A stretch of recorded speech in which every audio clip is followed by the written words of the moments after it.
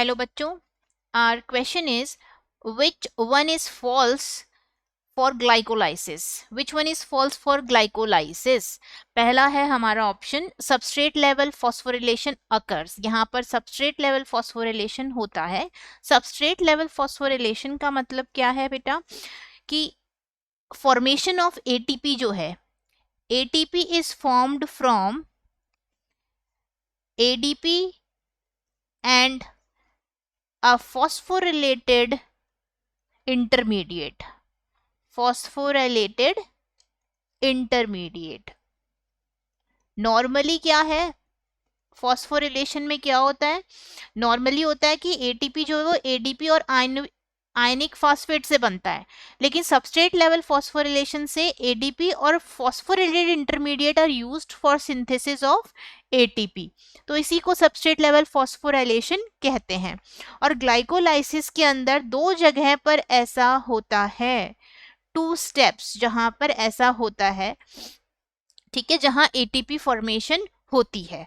पहला क्या है, पहला स्टेप जो होता है वो आपका when 1,3-bisphosphoglycerate is converted into 3-PGA phosphoglycerate, 3-phosphoglycerate में कन्वर्ट होता है, उस वक्त 2 ATP बनते हैं, ठीक है।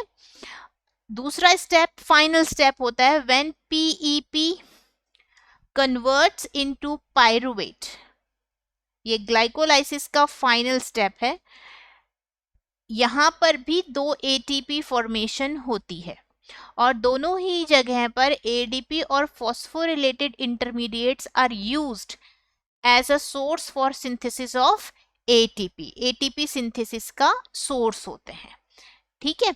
सो ये हमारा ऑप्शन करेक्ट है। इसी के साथ थर्ड ऑप्शन भी करेक्ट हो गया, क्योंकि ग्लाइकोलाइसिस में एटीपी फॉर्मेशन हो रही है, हम देख रहे हैं कि ये दोनों स्टेप में हो रही है, ठीक है। अब दूसरा जो हमारा ऑप्शन है वो कहता है कि the end product of glycolysis are CO2 and H2O. This is false. The end product are not CO2 and water. ये तो complete oxidation में होता है when aerobic conditions are present. But glycolysis की अगर हम बात करते हैं तो glycolysis का end product क्या होता है? The end product of glycolysis is pyruvate. End product क्या है बेटा? End product is pyruvate. Pyruvate. Clear है, 2 पायरुवेट बनते हैं एक ग्लूकोज के ऑक्सीडेशन से, so the end product of glycolysis is pyruvate only. Then the fourth option is कि ATP is used. Yes, ATP use भी होती है। कहाँ यूज होती है एटीपी? एटीपी 2 स्टेप्स होते हैं जहां यूज होती है। पहला स्टेप तो है जब ग्लूकोज से बनता है ग्लूकोज 6 फॉस्फेट, तो यूज होती है एटीपी। फॉस्फेट जुड़ता है तो एटीपी यूज्ड अप हो जाती है। हेक्सोकाइनेस एंजाइम की प्रेजेंस में ये रिएक्शन होती है।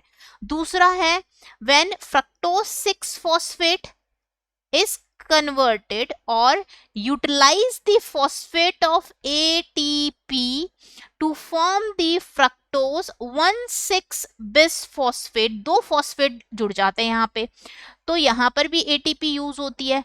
यस, इसका मतलब ऑप्शन नंबर 4 भी करेक्ट है।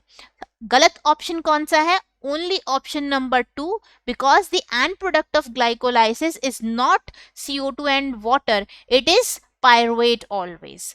Hope you understand the question. All the best.